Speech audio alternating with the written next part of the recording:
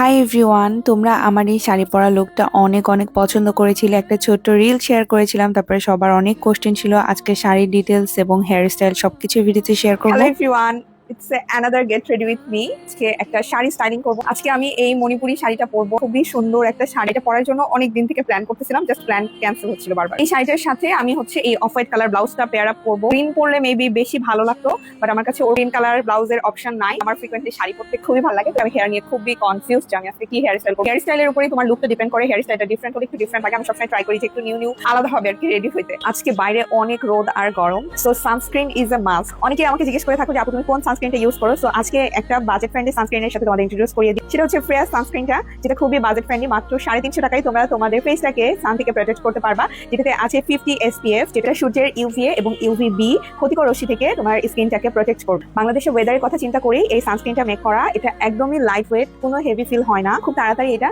ফেসের সাথে অ্যাবজর্ব করে ফেলে। সো আমি তোমাদেরকে একটু অ্যাপ্লাই করে দেখাচ্ছি।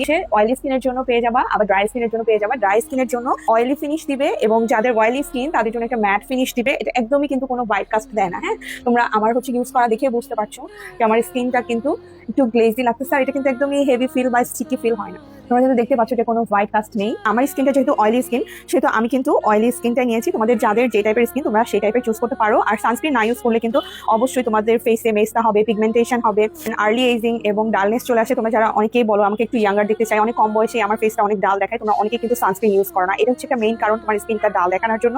আর তোমরা এটা বাসায় এবং বাইরে দুই জায়গাতে ইউজ করতে পারো। সো চলো আমার শাড়ি পরে আমি তোমাদের সাথে বাকি লুকটা শেয়ার করি। 1 ঘন্টা ধরে জাস্ট রেডি হয়েছি আর শাড়িটা পরছি। এখন আমার হেয়ার সেট করা হয়নি। Here is my final look. আমি ক্যামেরার পিছনে মানে অফ ক্যামেরায় মেকআপ করে নিয়েছি, বিকজ আমি সেরকম কোনো মেকআপ পারি না। একই টাইপের মেকআপ বারবার দেখাতে ভালো লাগে না। আর যারা অনেক সুন্দর মেকআপ পারে তারা আবার এসে বলবে আপনি তো মেকআপ পারো না, কি দেখাচ্ছ। আর তোমরাও বোর হয়ে যাবে একই মেকআপ দেখে। আমার ফেভারিট পার্ট, এখন আমি অ্যাক্সেসরিজ করবো। গ্রিন কালারের চুড়িগুলো পরবো। চুড়ির সব আমার কাছে নেকপিসের জন্য 3টা অপশন আছে। একটা হচ্ছে এই মুক্তার মালাটা, এটা খুবই বেসিক বাট সুন্দর। এইটাও মুক্তার মালা, এটা আমি অনেকবার রিপিট করেছি। এটা হচ্ছে গ্রিন কালারের মধ্যে। I think I will go for this one, because এটা বেশি সুন্দর লাগছে, আমাকে মানাচ্ছে। তো এটাই পরে ফেলবো। অনেক তাড়াহুড়া করতেছি বাট আজকে একটু দেরি হয়ে গেছে। তো এটা আমার কাছে মনে হচ্ছে ভালো লাগতেছে না। এটা ভালো লাগবে বিকজ মুখটা পড়ছে। এখানে গ্রিন কিছু একটা পড়তে পারলে ভালো লাগতো। এখন আমি গ্রিন কিছু খুঁজতে পারবো না। ফিঙ্গারিং এর জন্য একেবারে গ্রিন করে ফেলবো। আমার এখন এত টাইম নাই যে আমি চুজ করবো কি করবো।